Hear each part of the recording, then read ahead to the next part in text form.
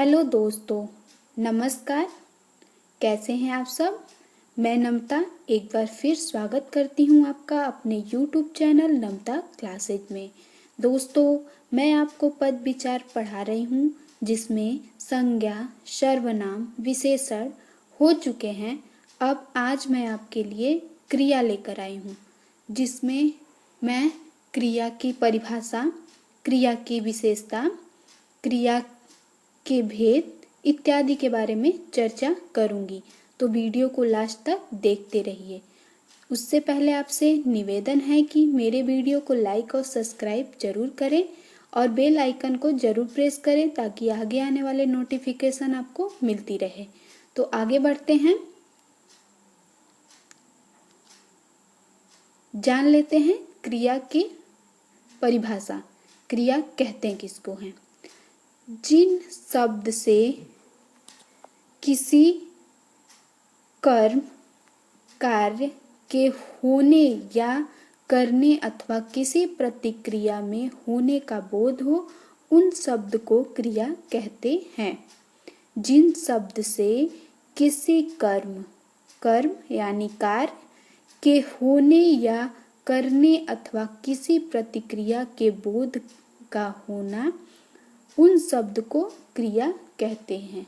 जैसे देख लेते हैं उदाहरण में, राम खाना खाता है, रेखा खेल रही है, वह बंबई गया, नदी बह रही थी, मोहिनी गाती है। इसमें खाता है, खेल रही है, गया, बह रही थी और गाती है। ये शब्द क्या हैं? ये सब क्रिया हैं। इसमें क्रिया का प्रयोग हुआ है। क्रिया वाक्य का अनिवार्य अंग है। क्या है? ये वाक्य हैं। वाक्य का जो है अनिवार्य अंग क्या है? वो क्रिया है।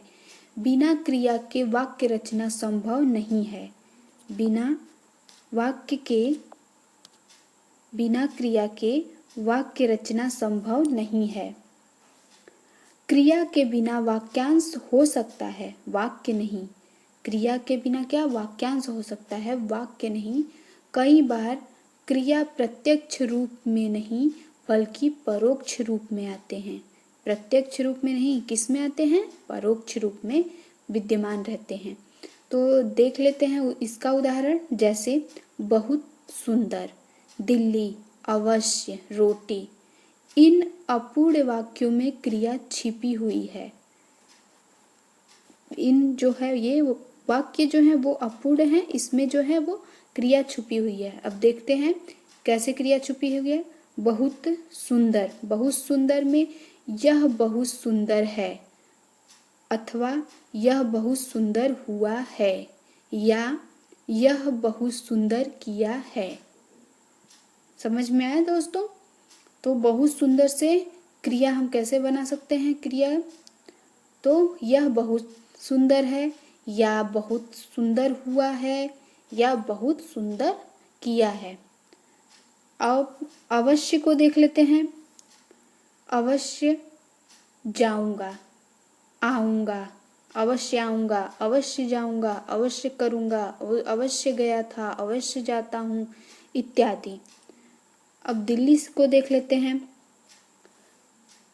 मैं दिल्ली गया था, मैं दिल्ली जाऊंगा, मैं दिल्ली से आ रहा हूँ। अब इसको हम क्या कर रहे हैं? ये जो है वो प्रत्यक्ष रूप में नहीं है, ये परोक्ष रूप में है और इसे हम प्रत्यक्ष रूप में बना रहे हैं। अब रोटी का देख लेते हैं। वह रोटी खाई, वह रोटी खाया, वह रोटी खाएंगे, वह रोटी लाएंगे इत्यादि। आगे बढ़ते हैं। अब देखते हैं क्रिया का निर्माण कैसे होता है। क्रिया का निर्माण धातु से होता है। किससे होता है? क्रिया का जो निर्माण है वो धातु से होता है। धातु वह मूल शब्द है जिसमें क्रियापद का गठन होता है। धातु वह मूल शब्द है जिसमें क्रियापद का गठन होता है। जैसे लिखना, पढ़ना आदि। अब देख लेते हैं क्रिया के सामान्य रूप। क्रिया के सामान्य रूप क्या है वो देख लेते हैं। मूल धातु में जो मूल धातु है, जैसे लिखना, पढ़ना, ये जो है मूल धातु है। ना प्रत्यय लगाकर प्रयुक्त किए जाने वाले रूप को क्रिया का सामान्य रूप कहा जाता है। समझ में आया? ना प्रत्यय लगाकर प्रयुक्त किए जाने वाले रूप को क्रिया का सामान्य रूप कहा जाता है। जैसे देख लेते हैं, पढ़ में ना प्रत्यय लगा, ये हो गया पढ़ना। लिख में ना प्रत्यय लगा, ये हो गया लिखना। खेल में ना प्रत्यय लगा, ये हो गया खेलना। पी में ना प्रत्यय लगा के ये पीना हो गया। चल में ना प्रत्यय लगा तो ये चलना हो गया। खा में ना प्रत्यय लगा तो ये खाना हो गया, इत्यादि इत्यादि। ऐसे ही जो है वो मूल धातु में ना प्रत्यय लगाकर ही जो है वो सामान्य रूप बनते हैं। किसके? क्रिया के सामान्य रूप बनते हैं। आगे बढ़ते हैं, देखते हैं धातु। अभी क्रिया का निर्माण देखा हमने, फिर क्रिया के सामान्य रूप देखें। अब धातु देखते हैं कि धातु कहते किसको हैं, क्योंकि धातु 2 बार शब्द आ चुके हैं। क्रिया का निर्माण जो है वो धातु से होता है, तो देख लेते हैं धातु आखिर कहते किसको हैं। क्रिया के मूल स्वरूप को धातु कहते हैं। किस स्वरूप को? मूल स्वरूप को धातु कहते हैं। जैसे आ, जा, खा, पी, पढ़, लिख, हंस, चल, गा, सो, सक, खेल, देख, सुन, बैठ आदि। इस प्रकार मूल धातुओं की पहचान हो सकती है। अब जैसे हमने पहले बताया कि सामान्य रूप किसे कहते हैं, अब इसी में जो ना प्रत्यय लगेगा वो आ से आना, जा से जाना, खा से खाना, ये सब ना प्रत्यय लगाकर आप सामान्य रूप बना सकते हैं। किसमें? धातु में जो मूल स्वरूप है उसमें ना प्रत्यय लगाकर आप सामान्य रूप बना सकते हैं। ये विभिन्न क्रियाओं के मूल रूप हैं। इन्हें क्रिया मूल भी कहते हैं। क्या कहते हैं? क्रिया मूल भी कहते हैं। इनसे अनेक क्रियाएं बनती हैं। अब देख लेते हैं अनेक क्रियाएं कैसे बनती हैं। जैसे हम ले लेते हैं लिख। लिख से जो है आपका क्या क्या बन सकता है? लिखा, लिखता, लिखते, लिखती, लिखूं, लिखूंगा, लिखेंगे, लिखी, थी आदि। ये शब्द हम लिख से बना सकते हैं। अब आगे देखते हैं कि धातुओं की पहचान कैसे करते हैं। धातु की पहचान कैसे होती है देखते हैं। मूल धातु आज्ञार्थक रूप में तू के साथ प्रयुक्त होती है। मूल रूप आज्ञार्थक रूप में तू के साथ प्रयुक्त होती है। जैसे तू खा, तू पढ़, तू लिख, तू पी, तू जा, तू खेल, तू हंस, तू गा आदि। इस प्रकार मूल धातुओं की पहचान हो सकती है। आगे बढ़ते हैं, धातु के रूप देख लेते हैं। धातु के निम्नलिखित 5 भेद हैं। कितने भेद हैं धातु के? 5। सामान्य धातु, व्युत्पन्न धातु, नाम धातु, समृद्ध धातु, अनुकरणात्मक धातु। अब पहला देखते हैं हम कि सामान्य धातु कहते किसको हैं। मूल धातु में ना प्रत्यय लगाकर बनाए गए रूप सामान्य धातु कहलाते हैं। जैसा कि मैंने पहले बताया था, जैसे सामान्य रूप बनते हैं वैसे सामान्य धातु बनते हैं। ना प्रत्यय लगाकर बनाए गए रूप सामान्य धातु कहलाते हैं। जैसे सो में सोना हो गया, पढ़ में पढ़ना, आ में आना, जा में जाना, लिख में लिखना, तैर में तैरना आदि। इन्हें सरल धातु भी कहते हैं। क्या कहते हैं? सरल धातु भी कहते हैं। किसको? सामान्य धातु को। आगे बढ़ते हैं, व्युत्पन्न धातु देख लेते हैं। व्युत्पन्न धातु किसे कहते हैं? जो धातु सामान्य धातु में प्रत्यय लगाकर अथवा अन्य किसी प्रकार बनाई जाती है उन्हें व्युत्पन्न धातु कहते हैं। जैसे देख लीजिए, एक तरफ सामान्य धातु ये हो गए और ये हो गए उससे बनाए गए व्युत्पन्न धातु। पीना से पिलाना, पिलवाना। पीना सामान्य धातु है, व्युत्पन्न धातु पिलाना या पिलवाना। देना, दिलाना या दिलवाना, व्युत्पन्न धातु। रोना सामान्य धातु, रुलाना, रुलवाना, व्युत्पन्न धातु। सोना सामान्य धातु, सुलवाना, सुलाना, व्युत्पन्न धातु। उठना सामान्य धातु, उठाना, उठवाना, व्युत्पन्न धातु। कटना सामान्य धातु, काटना, कटाना, कटवाना, व्युत्पन्न धातु। उड़ना सामान्य धातु, उड़ाना, उड़वाना, व्युत्पन्न धातु। आगे बढ़ते हैं, देखते हैं नाम धातु किसे कहते हैं। संज्ञा, सर्वनाम और विशेषण शब्द में प्रत्यय लगाकर जो धातु व्युत्पन्न होती है उसे नाम धातु कहते हैं। किसे कहते हैं? संज्ञा, सर्वनाम और विशेषण शब्दों में प्रत्यय लगाकर जो धातु उत्पन्न होते हैं उन्हें नाम धातु कहते हैं। प्रायः नाम धातु में अ प्रत्यय का प्रयोग होता है। किसमें? अ प्रत्यय का प्रयोग होता है तो वो नाम धातु बन जाते हैं। जैसे देखते हैं, संज्ञा शब्द से क्या बना? लालच। लालच में अगर अ जुड़ा तो वो ललचाना हो गया। शर्म, शर्माना। हाथ, हथियाना। बात, बतियाना। लात, लतियाना। फिल्म, फिल्माना। विशेषण शब्दों से चिकना, चिकनाना। गम, गरमाना। लंगड़ा, लंगड़ाना। दुहरा, दुहराना। सर्वनाम से आप, अपनाना इत्यादि शब्द नाम धातु हैं। अब आगे बढ़ते हैं, अगला धातु देखते हैं, सम्मिश्र धातु। चौथा क्या है? सम्मिश्र धातु। इसको देख लेते हैं कि सम्मिश्र धातु होता क्या है।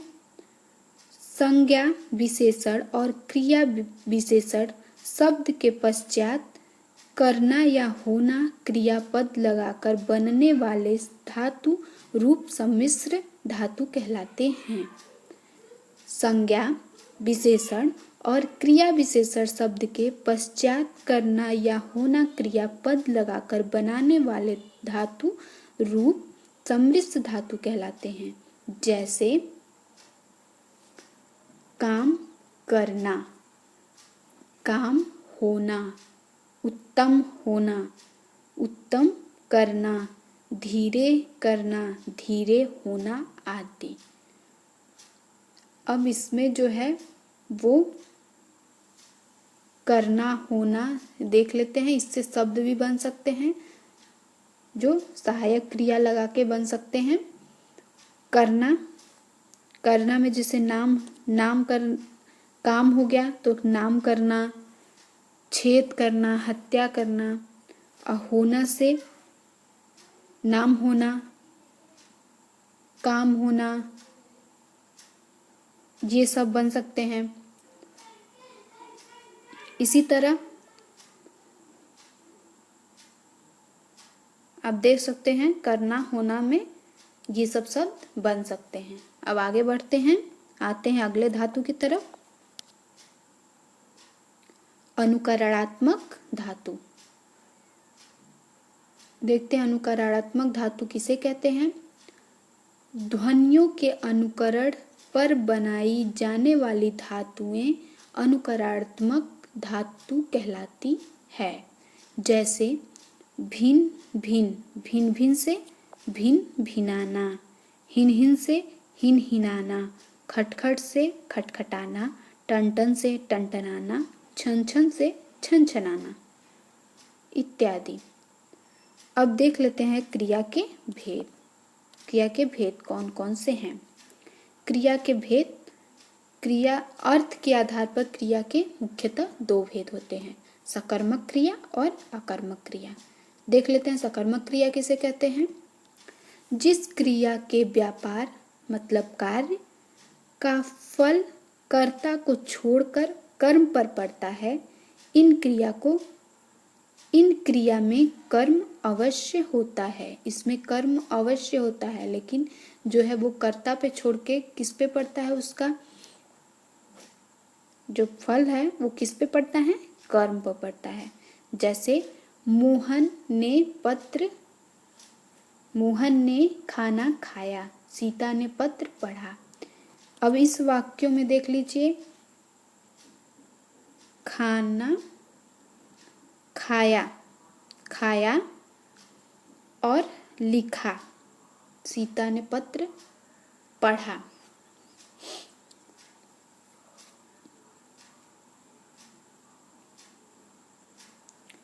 तो जो है पढ़ा किस पे पड़ता है, इसका फल सीता पे पड़ता है, और खाया किस पे पड़ता है, मोहन पे।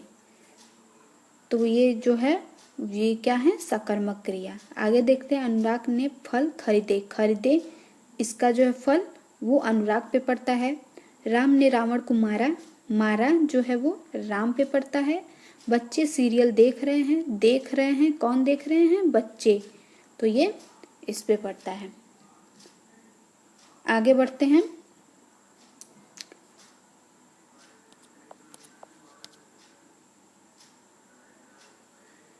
देखते हैं कुछ वाक्यों में कर्म उपस्थित नहीं होते। क्या नहीं उपस्थित होते हैं, कर्म, परंतु कर्म की आवश्यकता बनी रहती है। ऐसी क्रिया भी सकर्मक क्रिया कहलाती है। जैसे राम पढ़ता है, सुधा खेल रही है। इन वाक्यों में राम क्या पढ़ रहा है और सुधा क्या खेल रही है, ये आवश्यकता बनी हुई है कि नहीं बनी हुई है। राम पढ़ता है तो क्या पढ़ रहा है, सुधा खेल रही है तो क्या खेल रही है। तो इसलिए ये सकर्मक क्रिया है। कर्म पे न होने के कारण, इसमें कर्म के न होने के कारण भी ये सकर्मक क्रिया है। सकर्मक क्रिया के भेद। सकर्मक क्रिया के दो भेद हैं, पूर्ण सकर्मक और अपूर्ण सकर्मक। देख लेते हैं पूर्ण सकर्मक किसे कहते हैं। जो क्रियाएं कर्म के साथ जुड़कर पूरा अर्थ प्रदान करती हैं उन्हें पूर्ण सकर्मक कहलाती हैं। इन क्रिया में दो भेद हैं, पूर्ण सकर्मक के भी दो भेद हैं, पूर्ण एक कर्मक क्रियाएं और पूर्ण द्विकर्मक क्रियाएं। जो क्रिया एक कर्म के साथ जुड़कर पूरा अर्थ प्रदान करती है वह पूर्ण एक कर्मक क्रिया कहलाती है।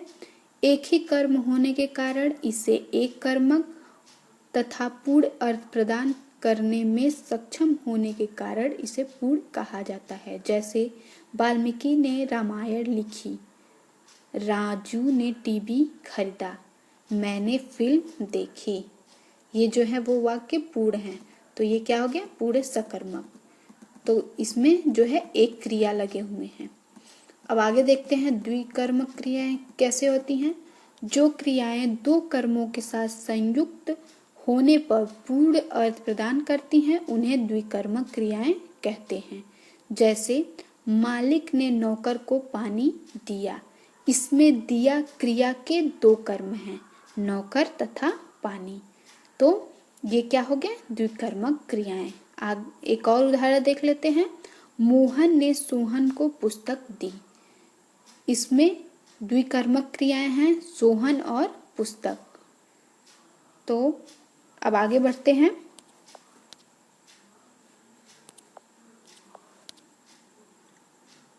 देखते हैं अकर्मक क्रिया किसे कहते हैं। जिन क्रियाओं में कोई कर्म नहीं होता और उनके व्यापार मतलब कार्य का फल कर्ता पर ही पड़ता है, तो वे अकर्मक क्रिया कहलाती हैं। जिससे मोहन खेलता है, बंदर आया, इसमें खेलता आया। जो क्रियाएं हैं वो फल किस पे पड़ता है? कर्ता पे। मतलब खेलता कर्ता क्या है? मोहन है। और आया में कर्ता क्या है? बंदर है। तो यहाँ पे अकर्मक क्रियाएं कहलाती हैं। आगे बढ़ते हैं।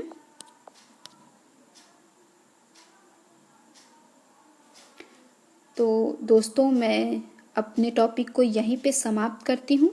आशा करती हूँ कि आपको वीडियो बहुत पसंद आए होंगे, और अगर कुछ कमी है इसमें तो कमेंट बॉक्स में ज़रूर लिखें। मेरे वीडियो को लाइक और सब्सक्राइब ज़रूर करें। धन्यवाद।